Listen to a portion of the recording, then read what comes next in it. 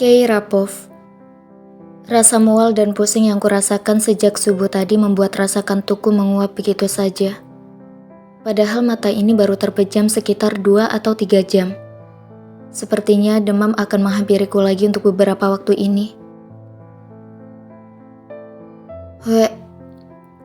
Sial, mual ini benar-benar mempermainkanku. Sudah lebih dari 10 kali aku bolak-balik ke kamar mandi untuk sekedar melayani mual yang menyiksaku ini. Namun isi perutku belum juga keluar. Aku pun mencuci muka di wastafel supaya kelihatan lebih segar. Mataku yang bengkak karena menangis semalam sudah kelihatan lumayan normal. Ketika aku hendak keluar dari kamar mandi, aku kaget melihat Kak Dinan berdiri tepat di depan pintu. Wajahnya tampak khawatir. Apa dia mengkhawatirkan keadaanku? Oh, semoga saja memang begitu. Karena melihat aku yang sudah keluar dari kamar mandi, dia cepat-cepat berjalan menghindariku. Aku gak jadi meeting hari ini. Ayo kita ke rumah sakit, ujarnya sambil membelakangiku. Hah? Kak Dinan mau membawaku ke rumah sakit? Itu berarti dia benar-benar mengkhawatirkanku. Akhirnya tangisku dalam hujan deras dan pertapaanku di bawah shower selama 1 jam lebih menghasilkan sebuah kenyataan yang manis. Suamiku benar-benar mengkhawatirkanku meskipun dia tidak secara gamblang mengungkapkannya. Aku... Gak apa-apa kok kak, mungkin ini cuma masuk angin, ujarku lemah. Mungkin lebih baik sengaja sangat kulemahkan nada suaraku supaya pria es ini lebih dan lebih mengkhawatirkan keadaanku. Jarang-jarang dia bisa khawatir seperti ini padaku. Apanya yang gak apa-apa? Jangan sampai orang tuamu menuntutku ke jalur hukum nantinya karena aku sudah menyanyiakan anaknya. Ku dengar suara Kak Dinan sedikit meninggi. Dia menatapku kesal. Ah, yang benar saja. Mana mungkin orang tuaku bisa menuntut seorang laki-laki yang menjadi suami anaknya ke jalur hukum karena tidak membawa istrinya ke rumah sakit. Aku yakin ini hanya modus Kak Dinan untuk menutupi rasa khawatirnya. Aku jadi ingin menggodanya. Rasanya sudah lama sekali tidak menggoda pria dingin ini. Jarang-jarang aku bisa mengobrol panjang lebar seperti ini dengannya. Mungkin aku berusaha menggantung kalimatku supaya Kak Dinan penasaran. Kak Dinan menatapku dengan tajam. Aku benar-benar merindukan matanya yang berwarna kehitaman itu. Untung saja aku sudah menuntaskan sedikit kerinduanku semalam. Meskipun rasanya itu tak cukup untuk mengganti ribuan jam yang sudah tak kulewatkan bersamanya selama kami tinggal berdua di sini. Mungkin aku hanya butuh tes pack. Baiklah, aku rasa guyonanku barusan adalah guyonan terhebat yang pernah aku lontarkan kepada Kak Dinan untuk menggodanya. Aku ingin melihat reaksi yang akan dikeluarkannya setelah aku mengucapkan kalimat itu. Hah? Tes pack, ujarnya dengan penekanan nada yang sangat jelas. Aku berusaha menahan tawaku ketika melihat tampang polos yang sedang melongo itu. Kenapa dia? Apa yang terjadi padanya? Apa dia tidak tahu arti dari kalimat yang aku ucapkan barusan? Atau jangan-jangan Kak Dinan malah tidak tahu apa kegunaan dari sebuah tes pack? Selama ini Kak Dinan tidak mau tahu dengan segala macam bentuk urusan wanita. Karena dia memang tidak pernah dekat dengan wanita, setauku. Iya, tes pack. Itu tuh yang buat... Jangan konyol. Kak Dinan langsung membelokkan pembicaraanku dengan argumennya yang membuat tubuhku susah menahan tawa yang hampir meledak ini. Prasangkaku mengenai ketidaktahuannya tentang kegunaan sebuah tes pack dipatahkannya begitu saja dengan pernyataannya barusan. Kenapa Kak Dinan bisa sepolos itu? Ya ampun, lagi-lagi aku harus mengucapkan beribu-ribu terima kasih kepada Tuhan semesta alam karena dia telah memberikan pagi yang lebih manis daripada pagi-pagi yang sebelumnya kujalani selama di rumah ini. Kulihat dia masih berpikir keras menganalisa kalimat yang kulontarkan kepadanya tadi. Padahal aku memang tidak mungkin hamil karena tamu bulananku baru datang 2 minggu yang lalu. Mungkin aja kan aku hamil. Secara, kita sudah pernah. Kalau begitu kita ke rumah sakit saja. Dengan susah payah aku menahan tawa yang hampir meledak ini saat melihat muka Kak Dinan yang merah padam. Apa dia malu? Apa detail percintaan kami beberapa waktu yang lalu itu kembali menari-nari di otaknya? Mending beli tespek dulu deh, ujarku seraya mengulum senyum. Ku tatap dalam-dalam matanya yang tampak begitu gugup dan sedikit khawatir. Dan baru kali ini aku bisa berbicara sesantai ini dengannya setelah konflik beruntun yang kami rasakan semenjak rahasia besar itu terkuak. Rasakan, Kak. Rasakan pembalasan kecil dariku ini. Aku yakin kamu akan pusing 7 keliling kalau kamu memang sempat berpikir aku benar-benar hamil. Apa sikapnya yang begitu polos dan naif yang membuatku jatuh cinta padanya secepat ini? Kamu tahu kan kegunaan tespek? Akan kulancarkan seranganku dengan senjata yang kupunya. Akan kubuat tulisan dan bentuk tespek bertebaran mengelilingi kepalanya.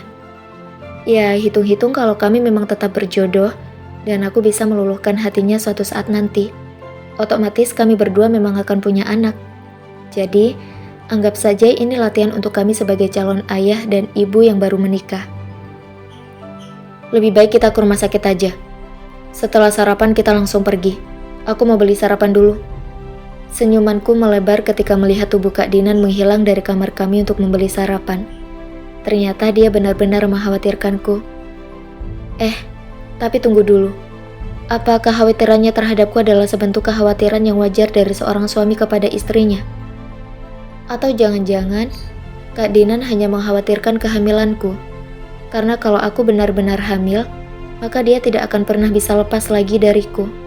Dia akan terus terikat denganku karena sudah ada sesuatu yang mengikat kami berdua. Apa dia takut menghamili cucu dari seorang pembunuh dan anak dari 2 orang pembohong ini? Entahlah, aku hanya bisa berharap dia tidak berpikir sepicik itu. Dinanpov. Ku berikan resep dokter yang kupegang kepada apoteker yang bertugas di apotek rumah sakit. Aku cukup merasa lega kalau Keira baik-baik saja. Kalau ternyata Keira cuma menderita demam dan masuk angin. Awas saja kalau dia berani mengerjaiku lagi dengan analisa hoak tentang kehamilannya yang dilontarkan kepadaku pagi tadi. Aku akan benar-benar mengantarkannya pulang ke rumah orang tuanya.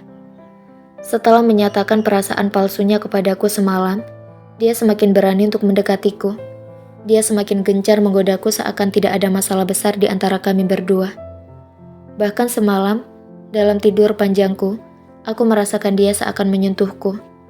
Astaga, anak kecil itu benar-benar membuat pikiranku berantakan. Dia bisa dengan mudahnya mengobrak-ngabrik tembok pertahanan yang sudah susah payah kubangun. Hanya dengan mual dan pusing yang dialaminya saja bisa membuatku begitu khawatir kepadanya. Sepertinya aku harus mencari cara lain untuk membuatnya perlahan membenciku, kemudian segera meninggalkanku. Tapi aku berkeyakinan kalau kekhawatiranku ini hanya sebuah tebusan dosa kepada Keira, karena aku sudah membuatnya hujan-hujanan semalam. Cintanya sama sekali tak kuterima. Memangnya dia mau menjadikanku pacar? Yang benar saja, kenapa dia bisa berpikir menyatakan cinta dengan cara senorak itu padaku? Pantas saja aku melontarkan cemoohan dan ketidakpercayaan akan rasa cintanya kepadaku. Dia pasti hanya ingin menjebakku saja, agar aku mau memaafkan kesalahan keluarganya di masa lalu. Dinan, siapa yang sakit? Ku dengar ada suara yang begitu ku kenal sedang bertanya kepadaku. Setelah membayar tagihan obat, aku pun menoleh ke belakang. Om Ibnu? Siapa yang sakit, Di? Om Ibnu mengulangi pertanyaan yang belum sempat ku jawab. Keira, Om. Om sakit. Aku membalikan pertanyaan yang sama kepada Om Ibnu. Meskipun Om Ibnu juga terlibat dalam masa lalu kelam yang terjadi pada keluargaku, aku tak lantas membencinya seperti aku membenci Keira dan keluarganya. Karena Om Ibnu sudah berusaha sekuat mungkin untuk menyelamatkan orang tuaku waktu itu. Bahkan Om Ibnu lah yang mengatakan kepadaku kalau adik mamaku, yang bernama Tante Anita kemungkinan masih hidup. Namun semenjak peristiwa kecelakaan itu berlalu, jejak Tante Anita sama sekali tidak diketahui. Dia menghilang begitu saja. Pertemuanku dengan Om Ibnu di pemakaman waktu aku berkunjung untuk yang kedua kalinya ke sana telah membuka mataku akan sebagian rahasia yang ditutup-tutupi oleh orang tua Keira. Papa, Mama, bahkan Kaira sama sekali tidak memberitahuku kalau jenazah tanteku tidak ditemukan waktu kejadian naas itu. Aku rasa masih ada rahasia besar yang belum terkuak. Bahkan aku memang berniat mencari tanteku itu bersama Om Ibnu. Tapi rasanya begitu susah untuk menemukannya. Dia sudah 28 tahun menghilang tanpa jejak. Sama sekali tak ada data ataupun fotonya yang bisa kulihat sebagai modal pencarian. Bukan Di, yang sakit itu papanya Keira. Mungkin gara-gara terlalu sibuk di kantor, Rusdi jadi kelelahan. Papa dirawat Om. Ah, sial, kenapa aku harus memanggilnya Papa lagi? Bukankah aku sudah membenci dan menganggapnya sebagai musuh? Dan parahnya lagi, aku menanyakan orang itu dengan nada khawatir kepada Om Ibnu. Enggak Di, Rusdi hanya rawat jalan. Mama dan papa kamu itu sedang menunggu Om di mobil, karena anak-anaknya sudah hidup terpisah dengan mereka. Akhirnya Om yang mengantarkan Rusdi berobat. Kalau kamu mau menjenguk, ayo ikut Om. Om Ibnu memang berusaha bersikap netral di tengah masalah yang sedang membeli dua keluarga bersepupu ini. Bahkan Om Ibnu tidak pernah menyalahkan papanya Keira atas kejadian ini. Gak perlu Om, yang penting kan papanya Keira baik-baik saja. Aku mau pamit duluan saja. Aku pun pergi meninggalkan Om Ibnu yang sedang menunggu antrian untuk menebus obat. Papa kamu sakit, sebaiknya kau pun pulang ke rumah orang tuamu. Kulihat Keira menoleh ke arahku dengan tatapan tajam. Sekilas aku membalas tatapan tajam darinya sambil tetap memperhatikan jalan yang sedang kami telusuri saat ini. Aku berniat mengantarkannya ke rumah orang tuanya. Sudah saatnya dia pulang dan memulai hidup barunya tanpaku. Aku tahu kok kalau papa sakit. Mama udah ngasih kabar tadi. Pulang? Boleh. Tapi aku mau pulang kalau kakak juga ikut pulang. Astaga, dia benar-benar sudah mempunyai PD yang maksimal untuk menggodaku seperti biasanya. Aku sudah melakukan kesalahan besar karena membiarkannya menyentuh ruang pribadiku lagi. Membiarkannya melihat dengan gamblang kekhawatiranku kepadanya. Membiarkannya merasakan dengan nyata perhatian kecil yang kubiarkan. Mustahil, aku gak akan pernah pulang ke sana lagi.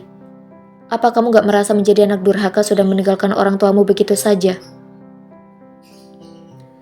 Aku mencoba menakut-nakuti Keira dengan perkataanku barusan. Berharap dia bisa merasa berdosa dan bersalah karena sudah rela meninggalkan orang tuanya yang membutuhkannya. Baik di rumah maupun di perusahaan. Karena aku benar-benar sudah kehabisan akal untuk menghadapinya. Kak Dinan Adinata, Papa bilang, kalau seorang anak sudah menikah, otomatis seorang ayah akan menyerahkan semua kewajibannya kepada pria yang menikahi anaknya. Jadi selain kewajiban itu sudah ditanggung olehmu, kamu juga punya hak penuh atasku. What? Dinan Adinata? Kenapa Keira memanggilku dengan nama belakang yang menjijikan itu? Sepertinya aku harus cepat-cepat mengganti akte kelahiran untuk mengubah nama belakangku itu. Oh, kalau memang aku punya hak penuh atas kamu, aku boleh minta apapun dari kamu kan? Keira mengernyit, seakan tahu di balik perkataanku barusan ada niat terselubung yang akan segera kuutarakan kepadanya. Apa? Tanyanya singkat, padat dan lugas. Awas kamu, Kay. Terima kasih ya, kamu sudah menjebak dirimu sendiri dengan perkataanmu barusan. Aku minta kamu kembali ke rumah orang tuamu. Aku mau kembali ke sana kalau kamu juga ikut, Kak. Ah, Keira benar-benar keras kepala. Sudah berbagai macam cara kulakukan untuk membuatnya menjauh dari kehidupanku. Dari cara halus, setengah halus, kasar, bahkan sangat kasar. Namun semua usahaku itu menguap begitu saja bagai asap api unggun. Rumah yang kita tempati sekarang ini mending kita kosongkan dulu. Setelah kita punya 2 atau 3 anak, baru deh kita pindah lagi ke sana. Aduh, sayang banget ya tadi hasil pemeriksaannya negatif. Keira melanjutkan cerita dongengnya yang sempat tertunda. Haruskah dia mengingatkanku pada topik kehamilannya lagi? Padahal kekesalanku karena sudah merasa tertipu dengan analisa bodoh masalah kehamilannya itu baru saja mereda. Sabar ya sayang. Sebentar lagi pasti kamu akan tumbuh di rahim mama. Kurasakan mukaku tiba-tiba memerah saat mendengar kicauan konyol dari Keira. Ocehannya yang tidak jelas itu benar-benar membuatku kelabakan. Puas kamu, Kei? Puas kamu membuat mukaku merah padam seperti badut. Aku tak merespons perkataannya barusan. Kulihat tangannya terus mengelus-ngelus perutnya yang datar itu dari balik kaos pink yang dibalut jaket jeans biru mudanya. Apa cita-citanya sudah berubah saat ini? Dari menjadi seorang dokter, berubah menjadi seorang ibu hamil. Oh no, ini benar-benar konyol, Keira. Dan mau tak mau aku pun sedikit terpengaruh dengan ocehan tak pentingnya barusan. Seketika, aku memperhatikan penampilannya sekilas. Penampilan Keira begitu berbeda dari biasanya. Penampilan Keira yang selalu rapi dan simpel dengan jeans ataupun celana cotton yang dimix dengan kemeja-kemeja tisu berwarna soft, tidak bisa kunikmati hari ini. Tampilannya saat ini tampak selengean. Rambutnya digulung tinggi, tak ada polesan make up ataupun lipstik di wajahnya. Apa dia benar-benar hamil? Seperti yang orang-orang bilang, kalau wanita sedang hamil itu, sikap dan penampilannya bisa berubah 180 derajat. Kenapa, Kak? Apa aku benar-benar terlihat seperti wanita yang sedang hamil? Lagi-lagi dia bisa membaca pikiranku dengan cepat dan tepat. Keira, stop. Aku sudah benar-benar tak sanggup lagi membahas topik konyol itu. Bisa-bisa aku menurunkanmu di tengah jalan kalau kamu masih saja membahasnya. Kurasakan mukaku semakin memanas. Gerah, benar-benar gerah. Padahal AC mobil sudah kustel pada volume menengah. Pikir saja sendiri, ujarku cuek karena aku tak mau lagi menanggapi obrolan gila darinya. Andai saja Dokter Doni itu adalah dokter spesialis kandungan, mungkin waktu hamil nanti aku akan memeriksakan kandunganku kepadanya. Bisa-bisa anakku juga ikutan keren sepertinya kalau sudah lahir nanti. Tak sengaja aku terbatuk karena mendengar hayalan Keira yang tidak jelas ujung pangkalnya itu. Sudah lama aku tidak mendengar nama dokter itu dari mulut Keira. Oh iya, bagaimana hubungan mereka saat ini ya? Apa Keira sering curhat tentang masalah keluarga kami kepada dokter itu? Pasti hubungan mereka semakin dekat. Awas saja kalau dia benar-benar melakukan hal itu. Akan kubakar RSC tanpa dokter itu praktik. Tapi tolong, jangan berpikiran kalau aku sedang cemburu. Aku tidak cemburu. Aku hanya ingin menjaga aib keluarga ini supaya tidak diketahui halayak. Aku hanya ingin memendam semuanya dalam ruang pribadiku. Tuh, rumah kamu udah kelihatan. Ayo turun. Besok barang-barangmu akan segera aku packing untuk kukirimkan ke sini. Ujarku seraya mematikan mesin mobil karena kami sudah sampai di kompleks rumah orang tua Keira. Sejenak, kulihat Keira terenyuh, dan cepat aku berhasil mengotak-ngatik emosinya. Padahal tadi dia masih kelihatan senang dan ketagihan menggodaku.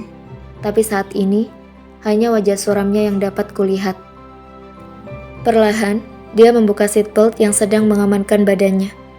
Apa dia akan benar-benar kembali ke rumah orang tuanya? Aku sedikit terbelalak bercampur menyesal karena sudah mengusirnya begitu saja dari kehidupanku. Astaga, perasaanku benar-benar tidak bisa kupercaya lagi. Dinan, please, kuatkan hatimu agar tidak tergoda dengan wanita ini. Keluarganya sudah membunuh orang tuamu. Keluarganya yang membuatmu terpisah dengan orang-orang yang seharusnya kamu sayangi. Kak, aku akan pulang kalau kamu juga ikut pulang bersamaku.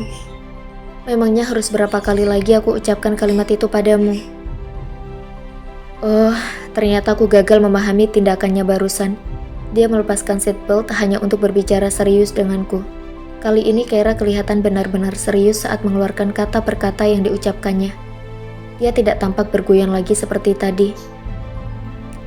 Kamu punya tanggung jawab banyak atas orang tuamu dan Adinata. Bagaimana bisa kamu meninggalkan itu semua demi hidup bersama dengan orang yang membencimu dan keluargamu? Aku hanya minta kamu menjauhiku. Itu saja sudah cukup bagiku.